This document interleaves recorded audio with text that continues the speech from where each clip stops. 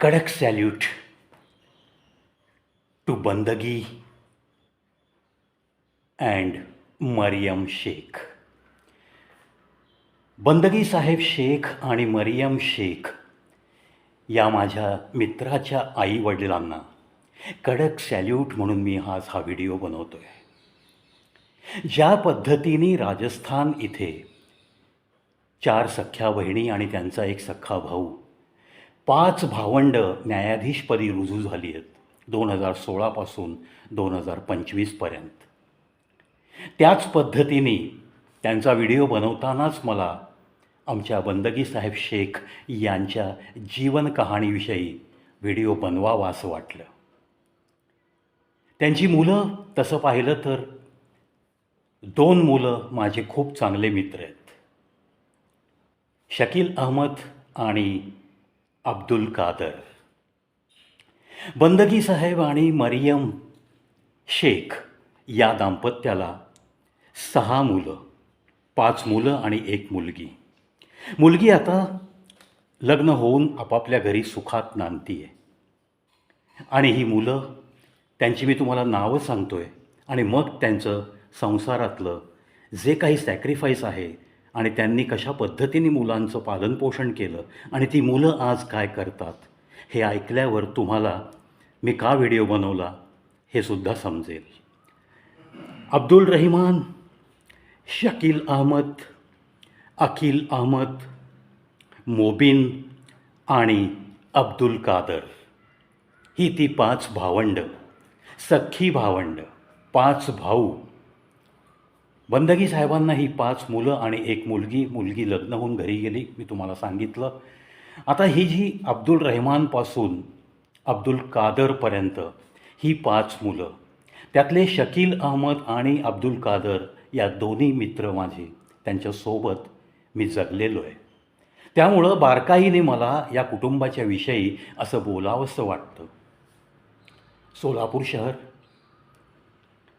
Lakshmi Vishnu mill, नरसिंगगिरजी mill, त्यानंतर अनेक पॉवरलूम्स like Yashwant सहकारी सूत मिल, पोगुल टेक्स्टाईल्स, छोट्या छोट्या पॉवरलूम्स, थोडक्यात छोट्या छोट्या या कापड गिरण्या, सुताच्या गिरण्या, असं हे मजुरांचं गाव सोलापूर शहर असं म्हटलं तरी वावगं नाही ठरणार.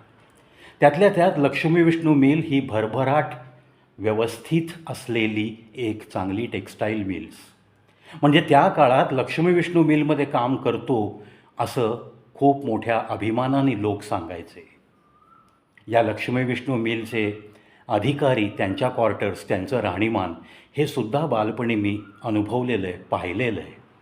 कारण तिथल्या काही अधिकाऱ्यांची मुलं माझी क्लासमेट होती. त्यामुळं त्यांचं लिव्हिंग स्टाईल हे आमच्या चाळीत राहणाऱ्या मुलांपेक्षा थोडीशी वेगळी असायची आणि खूप मोठ्या अभिमानात ती वावरायची.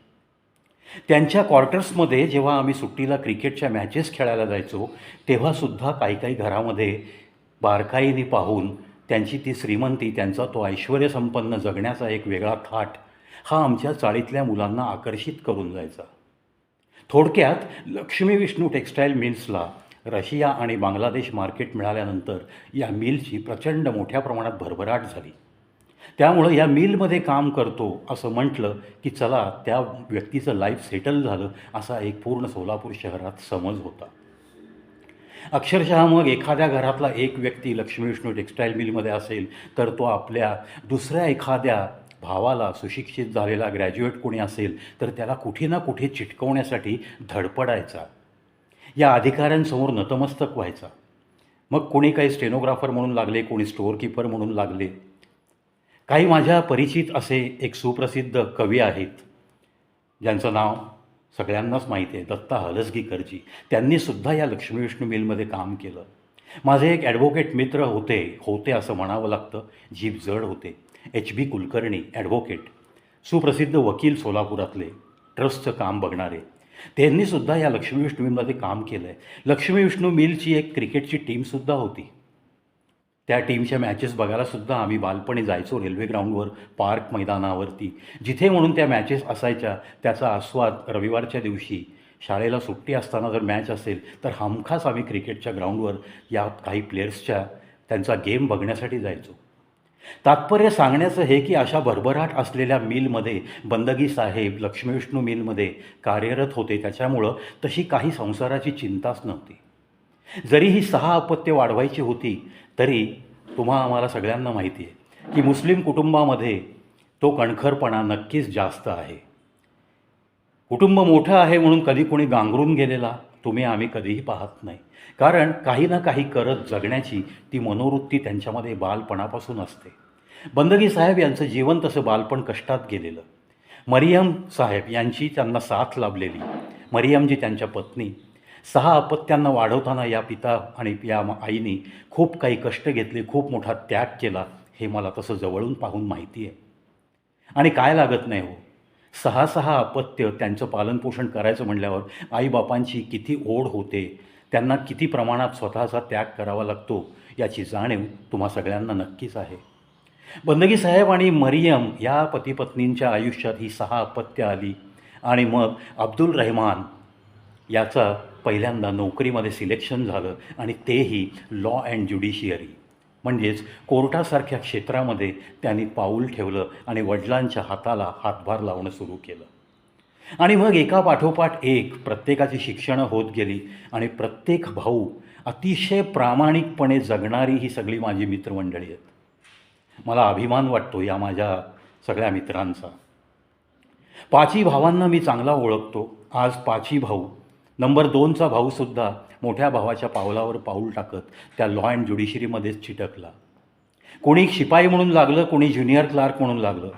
पण ज्यांनी ज्युनियर क्लार्क म्हणून या क्षेत्रात पदार्पण केलं त्यापैकी शकील अहमद आणि अब्दुल कादर या 2 मित्रांना तर मी खूप जवळून चांगला ओळखतो.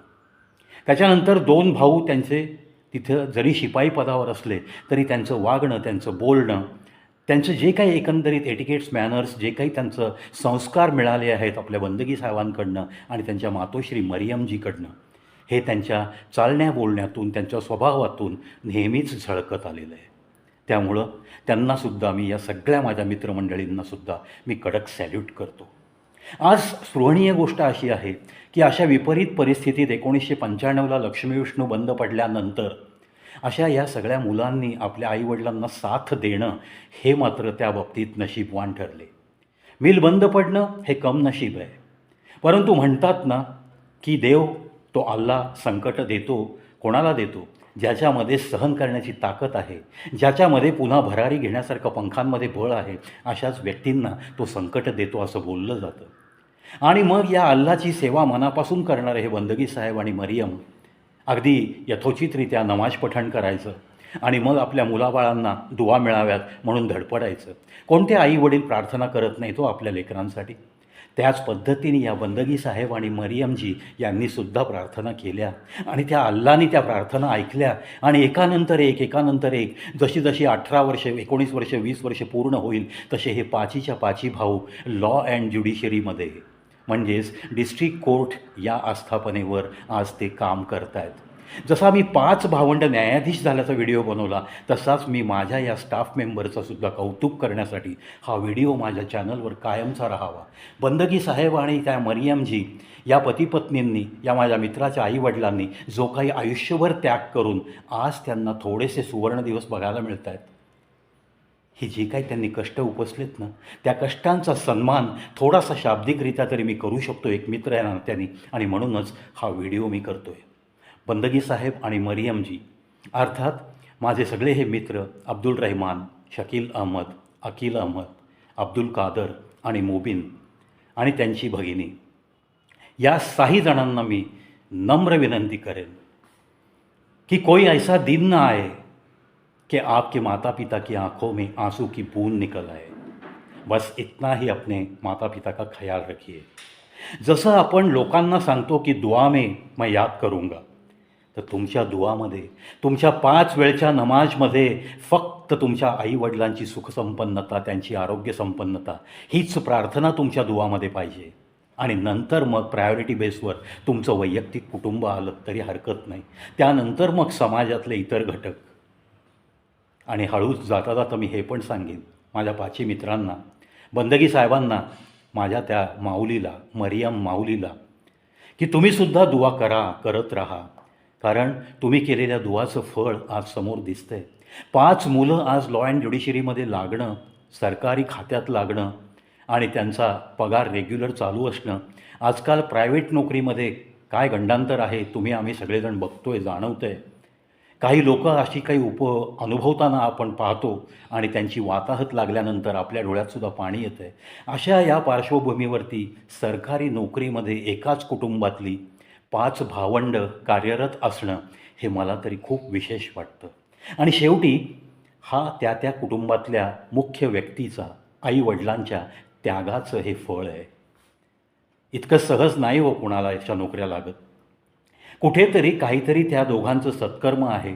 कुठेतरी काहीतरी त्या दोघांनी अल्लापुढे केलेली प्रतिज्ञा, जी काही प्रार्थना केली, ज्या काही दुआ मागितल्या आपल्या लेकरांसाठी, त्या दुआ फळास लागल्या.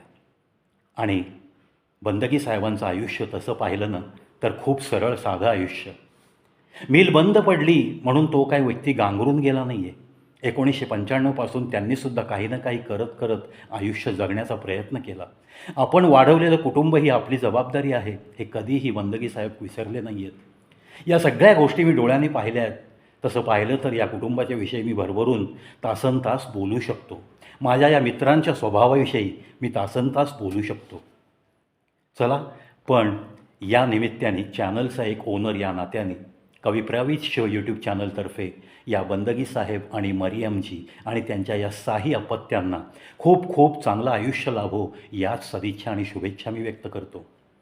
आणि बंदगी साहेब आणि मरियमजी यांनी शतायुषी व्हावं, आरोग्यसंपन्न त्यांना शतायुषीपर्यंत आयुष्य नक्की मिळावं, त्याच्याही पुढचं आयुष्य मिळावं. आणि या 6 मुलांना मुलीला मी विनंती करेन की कधीही या आईवडिलांना तुमच्यापैकी कोणीही जरी अंतर दिलं असं मला कळलं तर सर्वप्रथम तुम्हाला मला फेस करावं लागेल. मी सत्वर तुमची भेट घेण्यासाठी येईन आणि ती भेट मग साधी नसेल, असाही मी प्रेमळ इशारा, एक मैत्रीपूर्ण इशारा या माझ्या सगळ्या मित्रांना देतो आहे. मला खात्री आहे अशा पद्धतीने त्यांना भेटण्याची माझ्यावर वेळ येणार नाही. कारण इतकी ही सुस्वभावी सगळी 5च्या 5 मुलं, त्यांच्या बायका, त्यांचं हे सगळं कुटुंब खूप आनंदात एकत्रात जगणार आहे. एकमेकांना साथ देत ते जगतायत हे मी पाहिलं आहे. आणि हीच साथ त्यांनी एकमेकांना द्यावी आणि आपल्या कुटुंबाची भरभराट अशीच चालू ठेवावी. बंदगी साहेब आणि मरियमजी यांना अजून काय हवं हो? त्यांच्या डोळ्यात दिसणारा तो रोजचा आनंद हा फक्त टिकून राहील याच्याकडे ही सगळी मुलं लक्ष देतील, यात मला तरी काहीच शंका नाही. चला, पुन्हा एकदा अब्दुल रहमानजी, शकील अहमदजी, मोबिनजी, अकील अहमदजी आणि अब्दुल कादरजी आणि आपली एकुलती एक भगिनी, तुम्हा सगळ्यांनासुद्धा कविप्रवीत शो यूट्यूब चॅनलचा कडक सॅल्यूट. बस मिलते रहेंगे.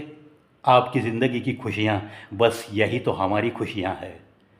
आपको जब भी गुनगुनाता हुआ देखता हूँ मेरे भाइयों, हा तुमचा एक गुण मला या लोकांना सांगावासा वाटतो, माझ्या रसिकांना, माझ्या ऑडियन्सला सांगावंसं वाटतं की आमच्या या बंदगी साहेबांच्या या 5 मुलांना गाणी गाण्याचा छंद आहे. आणि त्यापैकी अब्दुल कादर, शकील, त्यानंतर अकील यांची गाणी मी ऐकली आहेत. खूप सुंदररित्या ते गीत सादर करतात. त्यांची ही कलासुद्धा अशीच बहरत जावी याच सदिच्छा आणि शुभेच्छांसह या व्हिडिओत इथंच थांबतो. पुन्हा एकदा बंदगी साहेब आणि मरियमजी, माझी ती माऊली, आणि आपले अब्दुल कादरचे बाबा बंदगी साहेब, शकीलचे बाबा बंदगी साहेब, या दोघांना दीर्घायुष्य चिंततो, आरोग्यसंपन्न आयुष्य चिंततो. सुखासमाधानात त्यांचं हे वार्धक्याचे दिवस असेच रमणीय जावोत याच सदिच्छा व्यक्त करून या व्हिडिओत इथंच थांबतो.